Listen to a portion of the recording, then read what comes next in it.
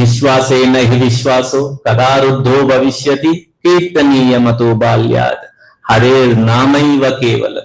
ఈ కాలం ఎవ్వరి కోసం దేనికోసము ఆగదు.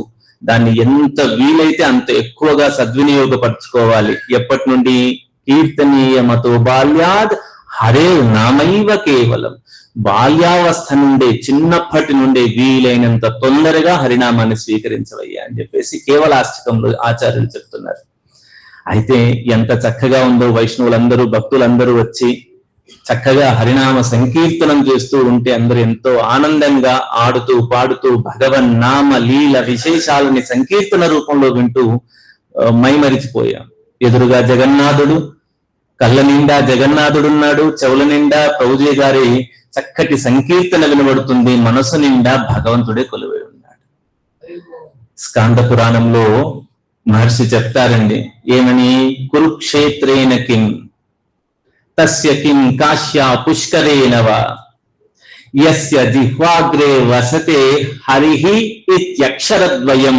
స్కాంద పురాణంలో అద్భుతమైనటువంటి శ్లోకం. అయ్యా, మీరు కురుక్షేత్రం అనేటువంటి గొప్ప క్షేత్రానికి వెళ్ళాలనుకుంటున్నారా? కాశీ అనేటువంటి గొప్ప క్షేత్రానికి వెళ్ళాలనుకుంటున్నారా? పుష్కరము అనేటువంటి గొప్ప క్షేత్రానికి వెళ్ళాలనుకుంటున్నారా? ఎన్ని అద్భుతమైనటువంటి క్షేత్రములన్నింటికంటే గొప్పది రారాజు కురుక్షేత్రమే. పుష్కరములన్నింటికంటే పుష్కరము కానీ, కాశీ కానీ, కురుక్షేత్రము కానీ, ఇన్ని క్షేత్రాలకు వెళ్ళాలనుకుంటున్నారా మీరు? టికెట్ పెట్టుకోనో లేదా ప్రయాణం చేస్తూ ప్రయాసపడాల్సిన పనేమీ లేదు.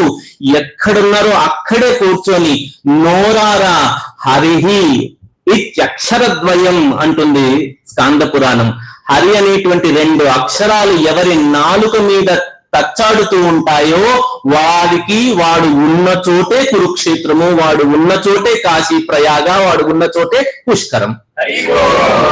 కాబట్టి ఇంతసేపు నాకు కాశీలోనో, ప్రయాగలోనో, పుష్కరంలోనో, కురుక్షేత్రంలోనో ఉన్నానని అనిపించింది. బృందావనం ఎట్లాగూ ఉంటుంది, పూరి ఎట్లాగూ ఉంటుంది. ఇక్కడ అంటే సమస్తమైనటువంటి తీర్థాలన్నీ కూడా ఎక్కడుంటాయంటే, ఎక్కడైతే నోరారా హరి అని అంటారో అక్కడ ఉంటుందట. నేను చెప్తుంది స్కాంద పురాణం చెప్తుంది. అయ్యో అదేనా? వామన పురాణంలో కూడా అద్భుతంగా చెప్తుంది. తీర్థకోటి సహస్రాన్ని తీర్థకోటి శతాని చ సర్వాణి అవాప్నోతి. ఇవన్నీ కూడా వచ్చేస్తాయి ఎప్పుడు? విష్ణోర్ నామాను కీర్తనం. వామన పురాణంలో ఉండేటువంటి అద్భుతమైన శ్లోకము. సమస్తమైన తీర్థములన్నీ కూడా అక్కడే కొలువై ఉంటాయట. ఎన్ని తీర్థములు అంటున్నామో, తీర్థయాత్రలు చేయాలంటారుగా, అన్ని తీర్థాలు కూడా అక్కడే కొలువై ఉంటాయి. ఎక్కడైతే విష్ణు నామాన్ని కీర్తిస్తూ ఉంటారో ఆనందంగా, అక్కడ సకల తీర్థాలు కొలువై ఉంటాయట. కాబట్టి మనం ఉన్న చోటే భగవంతుడు ఇన్ని తీర్థాలను ఏర్పాటు చేశారు. హరి అని అంటే, కృష్ణ అని అంటే, అనకపోతేనో విన్నవాడికి విన్నంత, వినని వాడికి విననంతే. అంతే కదండి. క్రితంసారి మనం భగవద్గీతలోని అద్భుతమైనటువంటి విషయాన్ని చర్చించుకున్నాము. జ్ఞాన సముపార్జనలు, గురువుని ఏ విధంగా ఆశ్రయించాలనేటువంటి విషయాన్ని తెలుసుకున్నాం. ఏ విధంగా అండి? ప్రణిపాతేన పరిప్రశ్నేన సేవయ. ప్రణిపాతము చేయాలి, పరిప్రశ్న చేస్తూ వారి నుండి జ్ఞానాన్ని తీసుకుంటూ ఉండాలి, సేవ చేస్తూ కూడా. ఇలా తెలుసుకొని ఈ జ్ఞానార్జనలో 3 ఆటంకాలు ఉంటాయని కూడా భగవంతుడు చెప్పాడు. ఎవరికైనా గుర్తున్నాయా? జ్ఞానము సముపార్జించడంలో 3 అడ్డంకులు ఉంటాయి అని చెప్పారు భగవంతుడు. ఏమిటేమిటి?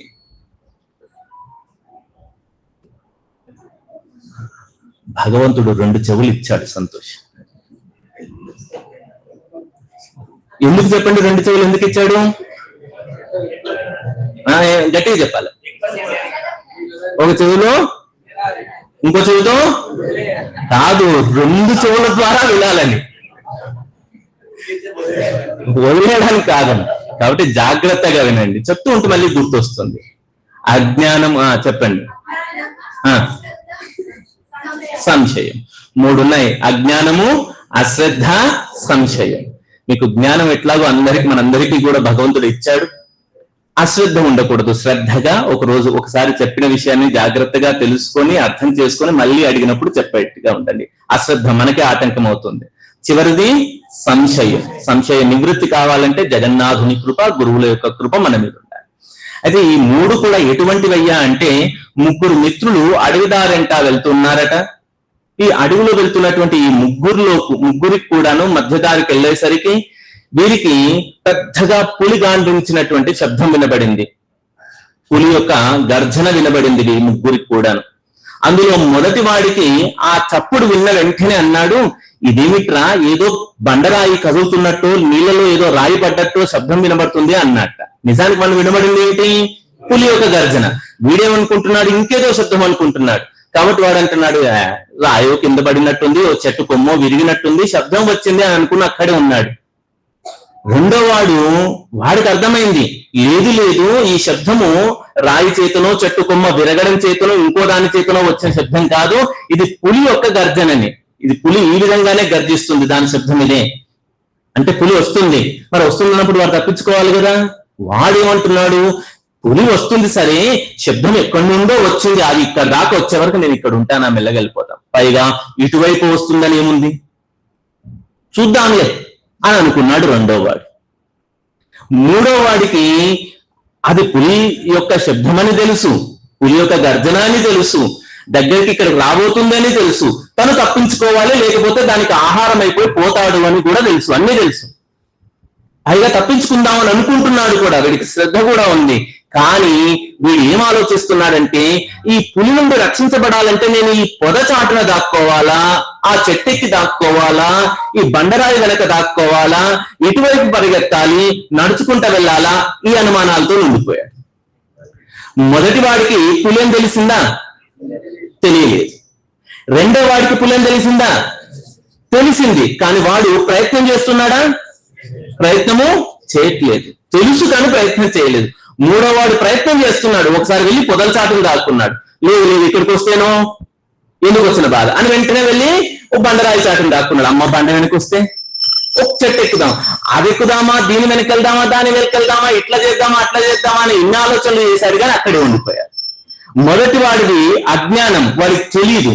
రెండో వాడిది అశ్రద్ధ, తెలుసు కానీ వాడు ప్రయత్నం చేయట్లేదు. మూడో వాడిది శ్రద్ధ ఉంది, జ్ఞానం ఉంది, కానీ అనుమానం పెద్ద రోగం వాడిది. ఏంటి అనుమానం? పాత రోగం అన్నాం కదా. పాతది రోగం అంటే అర్థం ఏంటో కూడా చెప్పాను. రోగం పాతది అంటే అర్థం ఏంటి? అది ఇంకా తగ్గలేదు అని అర్థం. ఎన్నిసార్లు మందులు వేసినా, ఎంత వైద్యులను చూసినా కూడా తగ్గకపోతే మొండి రోగం అన్నమాట. అనుమానం అటువంటిదే, తగ్గేది కాదు. ఈ అనుమానంతో అక్కడ దాక్కుందామా ఇక్కడ దాక్కుందామా అని ముగ్గురు అక్కడే ఉండిపోయారు. ఇప్పుడు ఈ ముగ్గురులో ఎవరు రక్షించబడతారు చెప్పండి? పులి వచ్చేసింది, ఎవరు రక్షించబడతారు? ఎవరు? కాబట్టి అజ్ఞానము, అశ్రద్ధ, సంశయము ఈ మూడు ఉండకూడదు. జ్ఞానము రావాలి. ఎట్లా వస్తుందయ్యా? భగవద్గీతను ఆశ్రయిస్తే వస్తుంది, గురువులను ఆశ్రయిస్తే వస్తుంది. తద్విద్ది ప్రణిపాతేన పరిప్రశ్నేన సేవయ ఉపదేశంతి తే జ్ఞానం జ్ఞానినః తత్వదర్శినః. అద్భుతంగా జ్ఞానాన్ని ఉపదేశిస్తారయ్యా వాళ్ళు.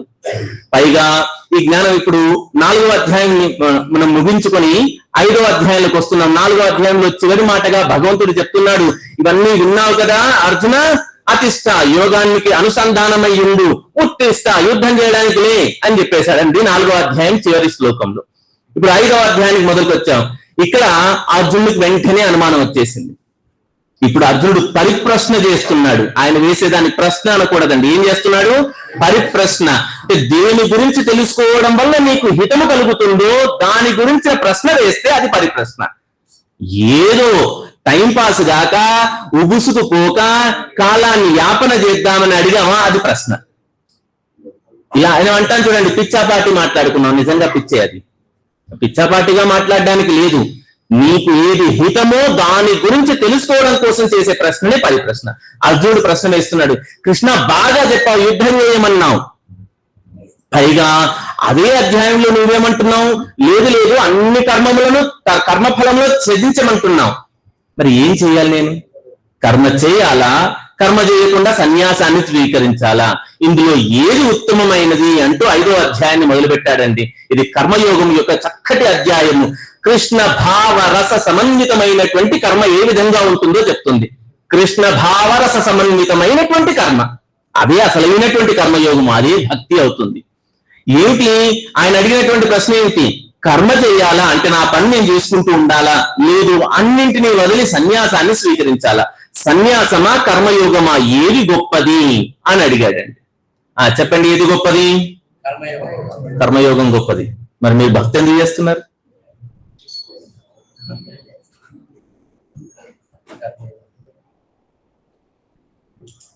ఏది గొప్పదండి? కర్మ అంటే అర్థం తెలుసు కదా, మనం చేయాల్సినటువంటి, చేస్తున్నటువంటివి, చేయబోయేటువంటి పనులు కర్మ. కర్మ చేయడం గొప్పనా, లేదు అన్ని కర్మలు వదిలేసి సర్వసంగ పరిత్యాగము చేసి హిమాలయాలకు వెళ్ళిపోయి సన్యాసాశ్రమాన్ని తీసుకోవడమా? బాగా గుర్తుపెట్టుకోండి, సన్యాసము వేరు, సన్యాసి వేరు. ఎవరు ఈ లోకమంతా మిథ్య అనుకుని హిమాలయాలకు వెళ్ళి పరతత్వాన్ని శోధిస్తున్నాడో వారు సన్యాసి. లేదు, సమస్తమైనటువంటి భౌతిక వ్యాపారములన్నింటినీ పక్కన పెట్టి భగవంతుడు ఒక్కడే నేను ఆశ్రయించదగిన వాడిని అనుకునేటువంటి జ్ఞానంతో అన్నింటినీ వదిలివేసిన వారు సన్యాసులు. అంటే ప్రపంచాన్ని వదిలేవాడు సన్యాసి, ప్రపంచం ఎవరిని వదిలేస్తుందో వాడు సన్యాసి. ప్రపంచం చేత వదిలేబడ్డవాడు కాదు, ప్రపంచాన్ని వదిలేవాడు సన్యాసి. ఇప్పుడు చెప్పండి, సన్యాసము గొప్పదా, కర్మ గొప్పదా?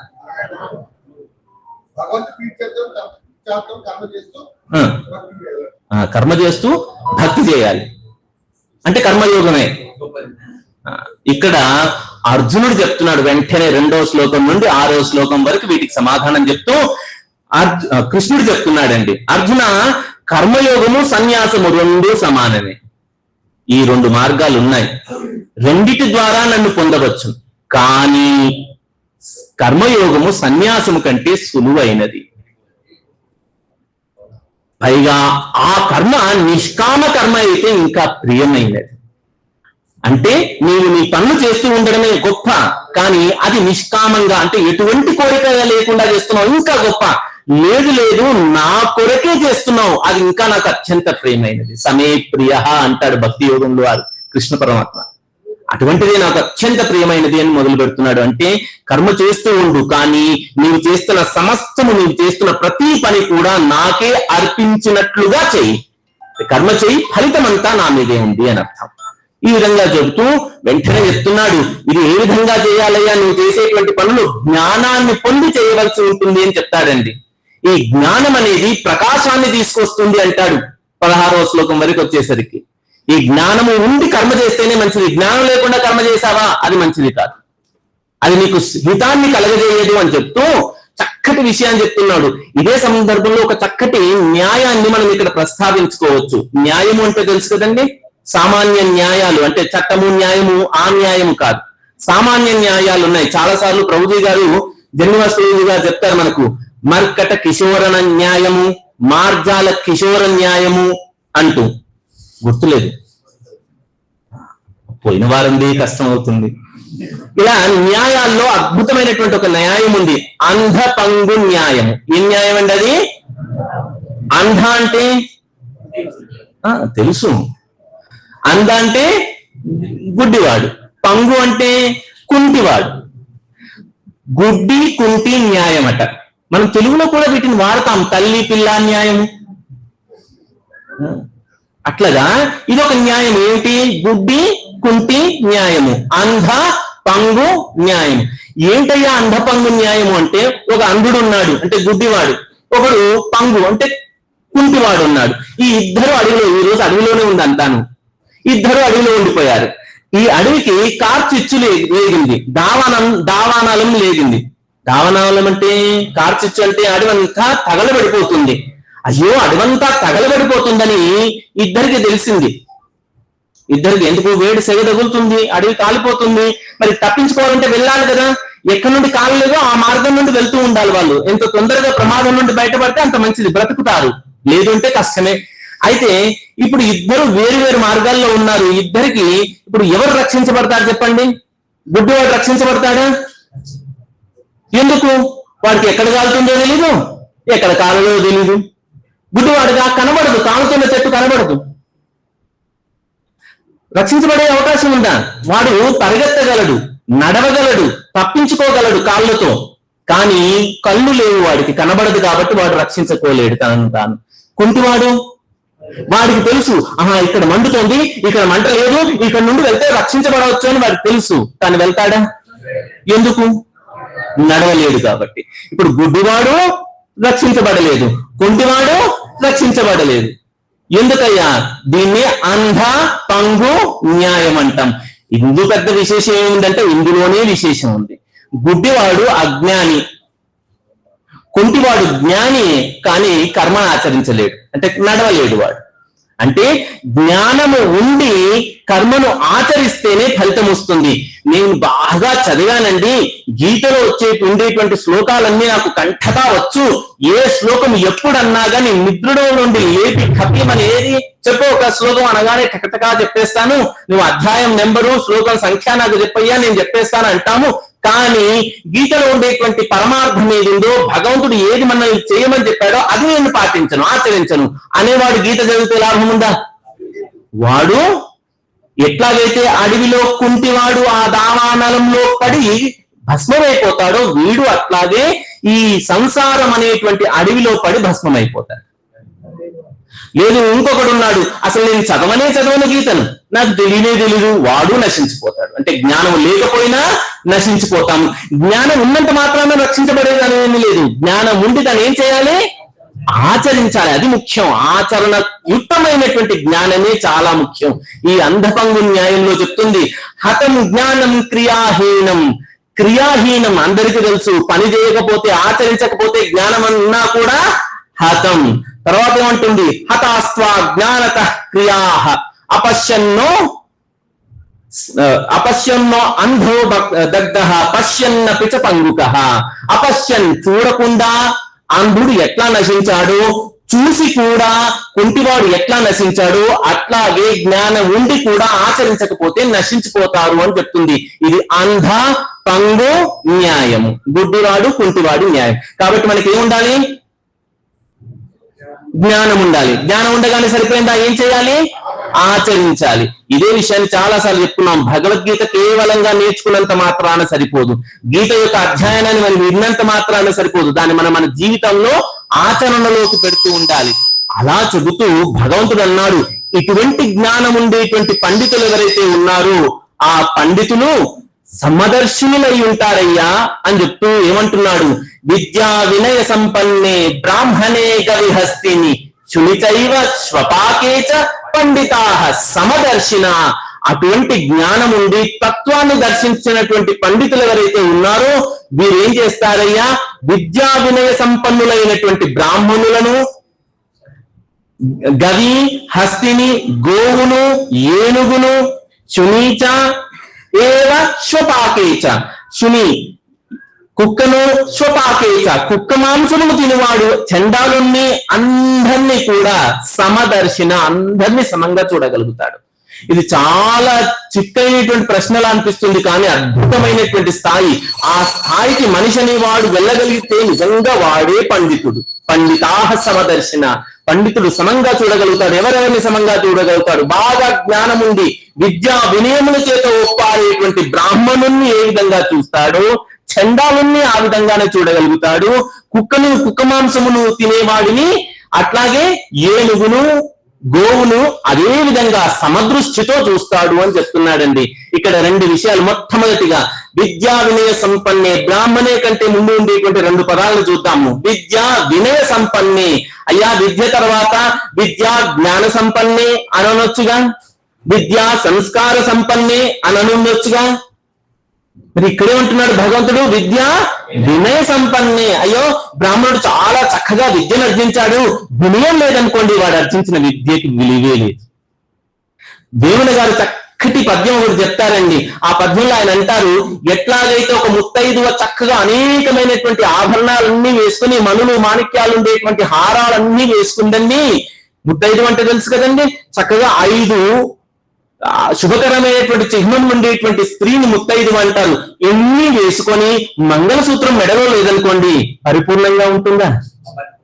కదా. అట్లాగే విద్య ఉండి వినయం లేని వాడు కూడా అలాంటి వాడే అని చెప్తాడు వేమన.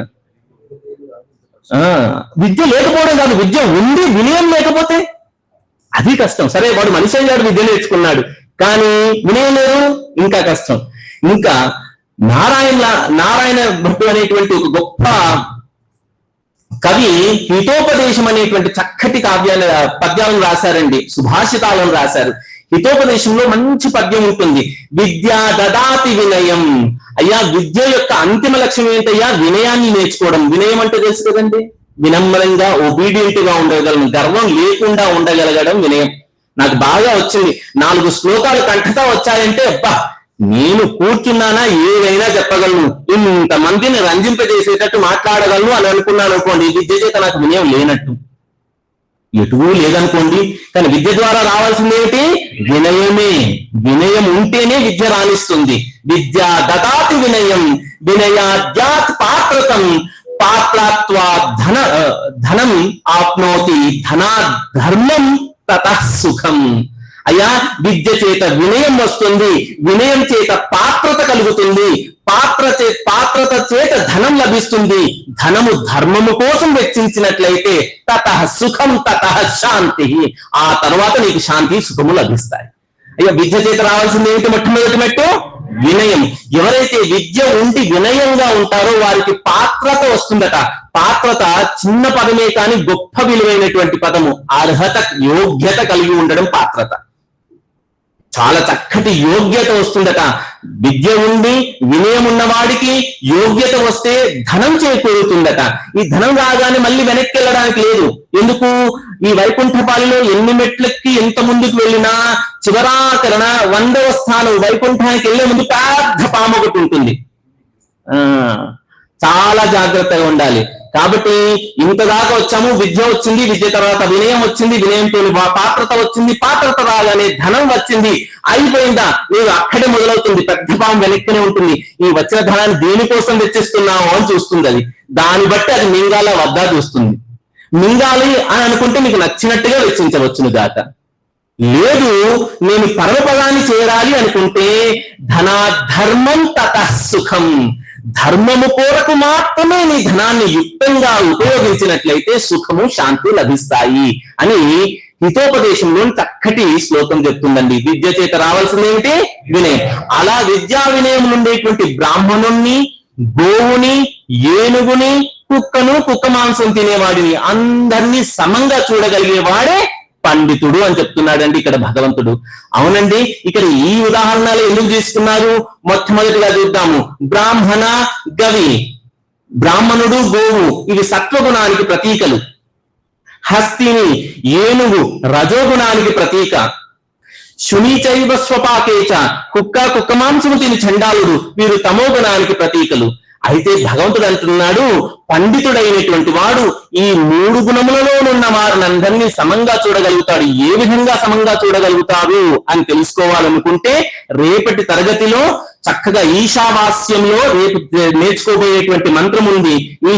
ఈశావాస్యమిదం సర్వం అనేటువంటి ఆ శ్లోకంలో, ఆ మంత్రంలో చక్కగా నేర్చుకోబోతున్నారు. రేపు మీరు చక్కటి విశేషాలు అందులో తెలుసుకుంటాం. కానీ పండితుడైనటువంటి వాడు ఈ 3 గుణములన్నీ ఉన్న వారందరినీ సమంగా చూస్తూ తను ఈ 3 గుణాలకు అతీతంగా ఉండగలుగుతాడు. అతడే పండితుడు. మరి అంతే ఉందండి, మేము అందరినీ సమానంగా చూస్తాం, అయిపోయామా పండితులు? మనం కాదండి, పెద్ద పెద్ద ఆచార్యులు, గురువులకే కష్టమైపోయింది. ఈ దేశం నుండి నాస్తిక మతాలను వెళ్ళగొట్టేసి ఇక్కడ ఆస్తికాన్ని ప్రతిష్టాపించినటువంటి శంకరులంతటి వారికే ఈ పరీక్ష ఎదురయ్యింది. ఏం చేశారండి? శంకర భగవత్పాదాచార్యులు ఉన్నారు, తెలుసు కదండి, ఆదిశంకరాచార్య అంటారు. ఈ శంకర భగవత్పాదాచార్యులు కన్యాకుమారి నుండి పాదయాత్ర వెళ్తూ అనేకమైనటువంటి అవైదిక నాస్తిక మతాలన్నింటినీ ఖండించి వేసి సనాతన ధర్మాన్ని ప్రతిష్టాపిస్తూ వెళ్తున్నారండి. వెళ్తూ కాశీ క్షేత్రానికి వెళ్ళారు. చాలా చక్కగా అనేకమైనటువంటి శిష్య బృందం ఉంది. ఎవరితోని? శంకర భగవత్పాదాచార్యుల చేత వారి యొక్క శిష్య బృందం అంతా ఉంది. వీరు గంగా తీరానికి వెళ్ళారు, గంగలో చక్కగా స్నానం ఆచరించారు. విశ్వనాథుణ్ణి దర్శనం చేసుకోవడానికి కాశీ క్షేత్ర పురవీధుల్లో తిరుగుతున్నారు, వెళ్తూ ఉన్నారండి, నడియాడుతున్నారు. ఎవరు? శంకరాచార్యుల వారు, వారి శిష్య బృందం అంతా కూడా. వీళ్ళు వెళ్ళేటువంటి మార్గంలో ఒక చండాలుడు ఎదురుపడ్డాడు. ఎట్లా ఉన్నాడు? మట్టి కొట్టుకుపోయినటువంటి వస్త్రాలు ఉన్నాయి. ఏ వస్త్రం ఎట్లా వేసుకున్నాడో కూడా స్పృహ లేనటువంటి వాడుగా ఉన్నాడు. వాడితో 4 కుక్కలు ఉన్నాయి. చాలా దీనంగా, అంటే చూడ్డానికి జుగుప్స కలిగేట్టుగా ఉన్నాడండి ఈ చండాలుడు. ఎదురుపడ్డాడు. ఎవరికి? శంకరాచార్యుల వారికి ఎదురుపడ్డారు. పడ్డ వెంటనే శిష్యులందరూ అన్నారు, గురువు గారు వస్తున్నారు, అపసరహ అపసరహ గచ్చ గచ్చ, వెళ్ళిపో గురువు గారికి దారివు అన్నట్ట. సహజమేగా. ఓ పెద్ద ఆయన వస్తున్నారు, వారెవడో పిచ్చివాడిలా ఉన్నాడు, చండాలుడు, ఎదురుపడ్డాడు, ఏమనాలి? పక్క జరగయ్యా అంటాము. అట్లాగే అన్నారు శిష్యులు. వెంటనే ఆ చండాలుడు శంకరాచార్యులతోనే నేరుగా మాట్లాడుతున్నారు. ఏంటి ఏమన్నారు? ఇప్పుడు ఏమన్నారు? పక్క జరగమని అన్నారు. అక్కడి వరకు పక్క జరగమన్నారా? ఎవరిని జరగమంటున్నారు? జరగమంటున్న వాడి యొక్క పాంచభౌతికమైనటువంటి దేహము ఎవరిని జరగమంటున్నారో వాడిది పాంచభౌతికమైనటువంటి దేహము. నీ దేహము అన్నమయమైతే నా దేహము అన్నమయమే. పైగా స్వామి మీకు తెలియదా, ఇక్కడ వెలుగుతుండేటువంటి ఈ సూర్యుడు నీ బంగారు పాత్రలో ఉండే నీళ్లలో ఏ విధంగా కనబడుతున్నాడో, ప్రతిబింబం కనబడుతుందో, నా మట్టి పాత్రలో ఉండే నీళ్లలో కూడా అదే విధంగా కనబడతాడుగా సూర్యుడు. పైగా ఇప్పుడే గంగలో స్నానం చేసి వస్తున్నట్టున్నారు. గంగా నది నీటి తరగల మీద అద్భుతమైనటువంటి సూర్యబింబం ప్రకాశిస్తుంది. ఇక్కడ పక్కనే ఉండే మురికి కుంటలో ఉండే నీటి మీద కూడా అదే సూర్యబింబం ప్రకాశిస్తుంది. సూర్యబింబం గంగా నదిలో ప్రకాశిస్తున్నప్పుడు పవిత్రమై, మురికుంట మీద ప్రకాశిస్తున్నప్పుడు అపవిత్రమైందా? దానికి దేని మీద ప్రకాశించినా కూడా, దేని మీద దాని ప్రతిబింబం వచ్చినా సూర్యుడు అదే విధంగా ఉన్నాడే. నా మట్టి పాత్రలో నీళ్ల మీద ఉండేటువంటి బింబము, నీ బంగారు పాత్రలో నీళ్ల మీద ఉండేటువంటి బింబము ఒకటే అయినప్పుడు నీ దేహంలో వసించే పరమాత్మ, నా దేహంలో వసించే పరమాత్మ ఒకటేగా. ఈ దేహాన్ని తప్పుకోమంటావా? లేదు, దేహాన్ని కాదు, పరమాత్మ నాలో ఉండ పరమాత్మను తప్పుకోమంటున్నావా స్వామి? ఎవరి దర్శనం కోసమైతే నువ్వు ఈ దేశాలన్నీ తిరుగుతున్నావు, శాస్త్రాలు పఠిస్తున్నావు, ఇంత భాష్యాలు రాస్తున్నావు, అటువంటి పరమాత్మ స్వరూపాన్ని తనలో దాచుకున్న ఒక దేవుని ఎదురుపడితే ఆ పరమాత్మను పక్కకు జరగమంటావా? ఎవరిని జరగమంటావు? నాలో ఉండేటువంటి పరమాత్మనా అని అడిగాడండి. వెంటనే శంకరాచార్యులకు అర్థమైపోయింది. ఆహా, నేనేమనుకున్నాను, ఈ దేహంతో చూసుకున్నానేమో, చండాలుడు కదా, అపసరహ, పక్క జరుగు, దారిద్దు అని అన్నాను. లేదు, ఈతని దేహంలో పరమాత్మ వసించున్నాడు. ఈశావాస్యమిదం సర్వం యత్కించ జగత్యాం జగత్, సకల జగత్తు మొత్తాన్ని కూడా ఈశ్వరుడే అంతా వ్యాపించి ఉన్నాడే. అంతఃబహిశ్చ తత్సర్వం వ్యాప్య నారాయణ స్థితం, నారాయణుడు లోపల బయట అంతటా ఉన్నాడే, వీడిలో ఉన్నాడుగా. అంతటా ఉండేటువంటి భగవంతుని నేను ఎలా తప్పననేది అంటూ సమదృష్టిని అప్పుడు తెలుసుకొని ఆ చండాడిలో ఉండేటువంటి పరమాత్మ స్వరూపాన్ని దర్శించి వారికి నమస్కారం చేశారు. అలా నేను గొప్పవాడిని, నేనే గొప్పవాడిని అనేటువంటి అహంకారాన్ని పక్కబెట్టి సమస్తమైనటువంటి జీవకోటిలో చర అచరములన్నింటిలో కూడా భగవంతుణ్ణి దర్శించగలిగిన వాడు, పరమాత్మను దర్శించగలిగిన వాడు పండితుడు అనిపించుకుంటాడు. సర్వం శ్రీకృష్ణ పాదారవిందార్పణమస్తు. స్వస్తి. హరే కృష్ణ.